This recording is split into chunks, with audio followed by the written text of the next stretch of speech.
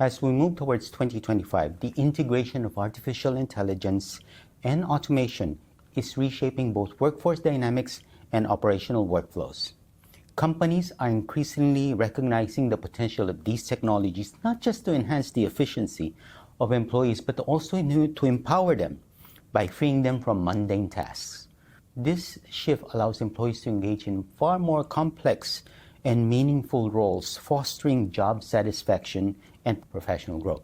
By leveraging AI and automation, organizations can create a more supportive work environment where human expertise is complemented by advanced technologies and tools, leading to a more agile and innovative workforce.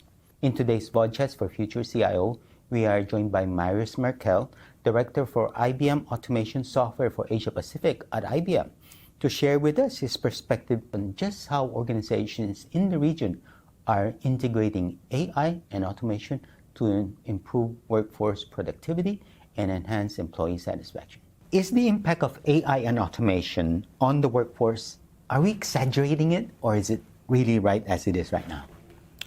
I think the adoption of generative AI while automating processes and tasks in the current businesses is something which, of course, everybody takes very serious based on what is happening in the market. So that's number one. Number two is my straight answer would be no, because I think it's always better to be prepared for what is actually coming, and everybody tries to find out what is coming. So, and it is from a pure business perspective, the responsible persons from the business perspective, but also, of course, the workforce on the ground. They are very keen to understand what is coming up in the future. So, of course, everybody needs to gain awareness about the technologies which are coming up, which are already came up, but also will come up more and more as we speak. So therefore, no, I think it's exactly the right focus we have to set. Everybody has to set. But of course, what I see in every customer partner conversation is that everybody still tries to find out, okay, what is the right level of knowledge he or she has to gain. And this is something what I can see across every business, every industry. So from there, therefore, no, it's not. But I think the focus has to be there. It has to be consumable. That's very, very, very important. And therefore, I think everybody should continue what they're doing to get more knowledge about that. Now, we've heard about the high-level pitch about AI and automation having a positive impact on the workflow and productivity. What's not usually discussed when you talk about AI and automation in the workforce? What do people often forget at the beginning anyway? I think because the topic of AI in general is not very new, to be honest. AI is a topic which is in the market for many, many years. But I think the topic around generative AI, what came up over the last 2 years, was very significant in terms of the evolution of the technology, right? I have the feeling what is not as much as discussed as it should be is how the technology can help in your current estate, current operational estate, current running the business. So how can you actually use generative AI and the technology around that, right, to get better, more efficient, gain more values in your currently day-to-day operational business? My feeling is often that the technology, because the hype is so big and everybody knows, okay, we have to care about that, what is coming up there and what we're doing in our daily business, they're trying to develop something from scratch, something new, greenfield, right? To show some nice enhancement, building nice applications, and all of these kind of things. What I'm missing a lot is, okay, to rethink how this modern technology can actually infuse in the day-to-day operations everybody is in, depending on what kind of job role you have. If you're more in IT, more in operations, more in application development, then think how this technology can actually make your life easier, better, more efficient. How can you use this to gain actually more value? Same on the line of business, when you're working in HR, when you're working in sales or controlling. How actually can this kind of technology makes your life much more valuable, the outcome much more valuable, and the output actually more visible in terms of, okay, what you're trying to achieve based on the KPIs and goals you're working for. How can we effectively integrate AI and automation into the existing workflows without disrupting operations? Right. So first of all, I think, and that was also part of today's discussion and discussions I had before, understand your current estate. Get the transparency you might not have right now in terms of, let's pick an IT team, an application team, right? Get the awareness, about how a current process or current processes are working for you. Do you have all the data points, all the knowledge, all the transparency from an end-to-end process perspective or from an end-to-end operational perspective, right? And then, of course, the transparency will help you to identify gaps, which you then can, further put a view on, put your thoughts around that and invest your brain capacity, how to actually fill these gaps while adopting the technology, right? So I think getting awareness and getting more transparency about what you're actually doing on a day-to-day basis in your work environment, based on processes and everything you get measured for, or KPIs you have to measure, and then identify the gaps, get the gaps more transparent for yourself, because this actually will give you an opportunity already to make your thoughts how to use modern technology, generative AI technology, to get better and fill the gaps, close the gaps, right? So I think a very important point for me is always you're not using a modern and new technology to find a problem, right? You have to get awareness about what are your current problems or issues you have, right, and pain points. And how then you can use modern technology to resolve these problems and issues and pain points.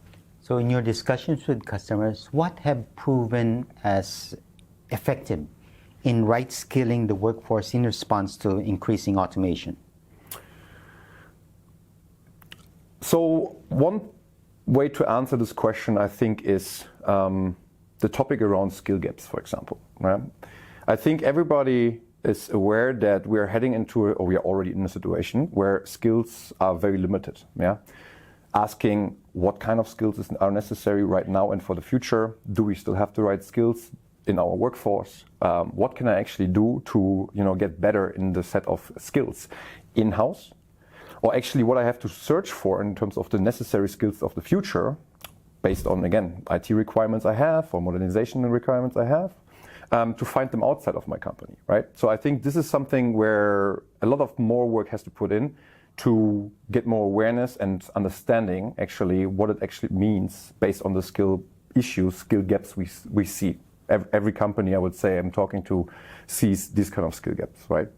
Then of course, knowledge training. Yeah, the first question, was a little bit in that direction. Is it a little bit overstated? The generative AI piece, automation piece. I think it's not also because of that fact. Yeah, how can you better and faster and more efficient, bring these new technologies and the knowledge into your organization, into your teams? I think you need to actually be aware, okay, as a learning path for the future, how to upskill and cross-skill maybe your current workforce, right? Because talent in the market is very rare. So to find talent out there is actually harder than actually working with your talent you have in your company. But then you have to analyze, how do you use this talent today? And are they working on tasks and actually requirements they should actually work for? Or can technology help to be more automated in these current existing tasks, workflows, processes, etc. And I free up my workforce. I free up the time, right, to refocus them in terms of, okay, grow the knowledge and use my employees for much more higher level tasks, in terms of the knowledge base. Yeah. How can leaders ensure that the deployment of AI tools enhances employee satisfaction rather than cause this recurring insecurity around AI displacing jobs? Right. So for me, the answer is it's really about a cultural rethinking in a customer organization. I think in today's world, IT is still often seen as the pure cost center. IT is producing the costs, but I see the IT different. I think IT is the absolutely major backbone for an enterprise organization, because IT influences and impacts, even in a proactive way, the business the enterprise is running in terms of many factors: customer experience, commercial channels, interaction with your end customer and business partners, customer satisfaction, and all that. And all of this is, for me, related to actually this IT backbone, because when the IT is not doing an efficient task or work, then it definitely negatively impacts all of the points I just have mentioned. This is I would say, number one. And while IT is often seen as a pure cost center, I would like to emphasize and encourage a little bit the thinking that IT can become much more a revenue driver rather than a cost center. And the collaboration, and back to my point around culture shifts, the collaboration between the line of businesses, the business interacting with end customers and impacting, for example, say point of sales, etc. This interaction with the IT has to become much more closer, right? Why? Because the business also needs to realize the more efficient you work together with the IT, the more proactive you are, the more value drivers you find, which actually comes from the IT because they are creating these applications you're giving to your end customer. Think about digital banking application, right? The more you're shifting this together, the bigger impact you will see on the value side. And I think then we are becoming, coming into a state where IT really can be seen as a revenue driver, not a cost center. And I think companies who are realizing this more and more will also see and have much more better argumentation to invest even more into innovation and IT. I was just mentioning on an event that what I see a lot is that C-levels, CEOs, CIOs, trying to bridge gaps they see in the current state right now with actually already planned resources for the future. But what is happening with that? They are limiting themselves in terms of a sustainable innovation growth for the future. So actually, they're just they're just shifting the problem from today to tomorrow, I would say. So how can organizations leverage AI to improve experience? And we're talking about customer experience, employee experience, and even partner experience engagements without losing the human touch. Well, so yeah, as already mentioned, right? I think the human touch comes a lot with education, growing in knowledge, building new skills, necessary skills. You need to also understand what kind of new skills you need for the future while adopting these technologies, right?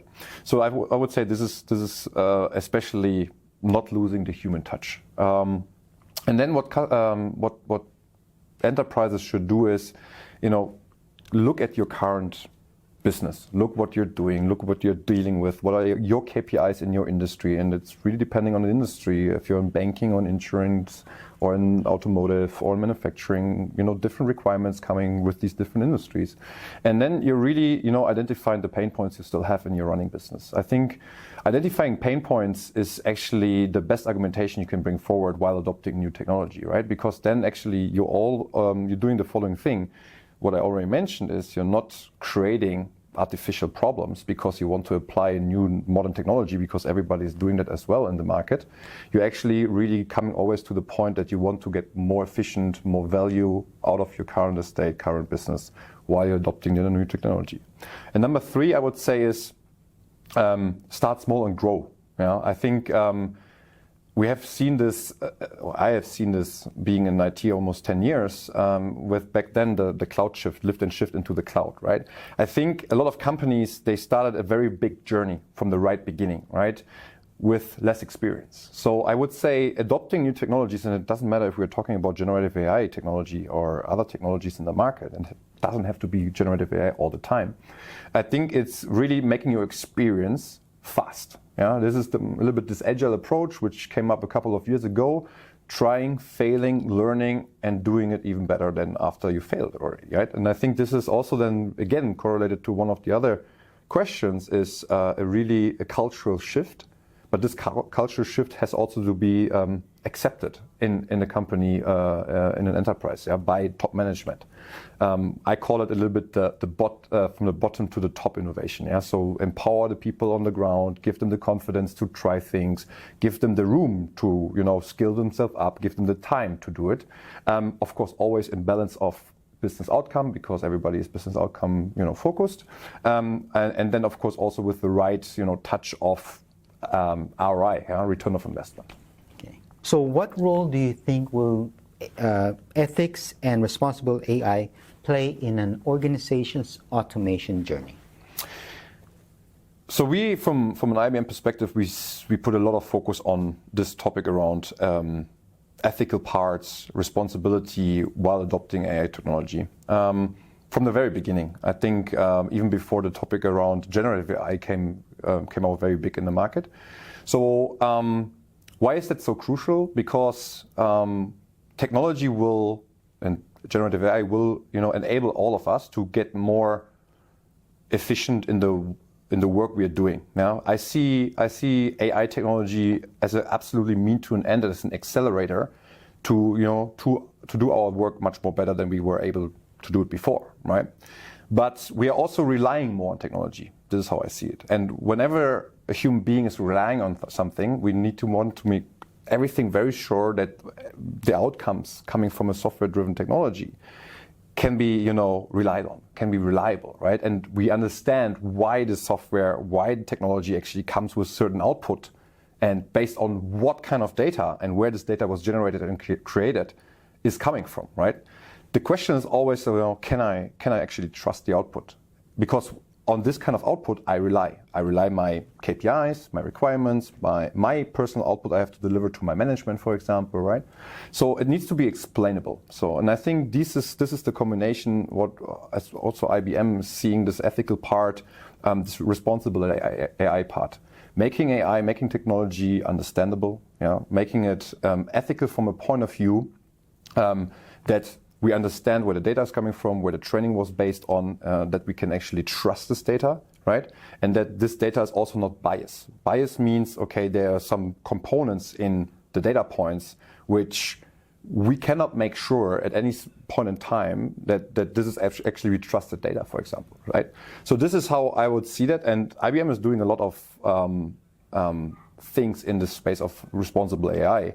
We have just established ethical guidelines. We are building solutions around AI governance, how to govern actually AI applications built by our customers and our partners while using generative AI technology. And we are, of course, also following and being continuously in interlock with policies which are more and more coming up, depending on regions, depending on countries, depending on markets. And we see that across the world, right? I mean, when I'm going into countries like Malaysia or Indonesia, Singapore, the government is really looking after, okay, what new policies we have to put in place that we can make the entire work around generative AI to a certain point controllable, that especially from a perspective in terms of ethical points, responsible explanation points, etc., can be ensured at any given time, and that everybody gets a kind of swim lanes where everybody has to move into. And this is actually something where we're putting a huge focus on.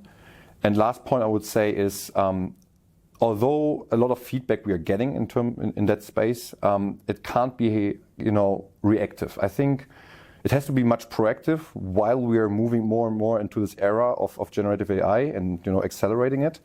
We have to think about this explainable ethical AI right now, because the more we scale out, the more kind of a lose of control we're getting, because it gets very, very big, very, very fast. So therefore, I just can emphasize, to make your thoughts around ethical AI, responsible AI today, before it's too late, I would say. If I'm a CIO or head of whatever digital transformation, and I'm shopping for an AI solution, what would be your recommendations in terms of best practices when I'm shopping around? Get the knowledge. Number one, get the knowledge of what is already a plausible, tangible solution in your specific industry, what other enterprises out there are already doing. I think that's a very good advice, that you can get a feeling, okay, what is already possible. There's a lot of things already possible, right? So I don't think this generative AI topic is not a hype anymore. I think we're a little bit over the hype curve in terms of, okay, now we're really going deep into the material to say, where are the solutions out there? And there are a lot of solutions where AI already helps you as a worker in a company or in different processes to get better. This is number one.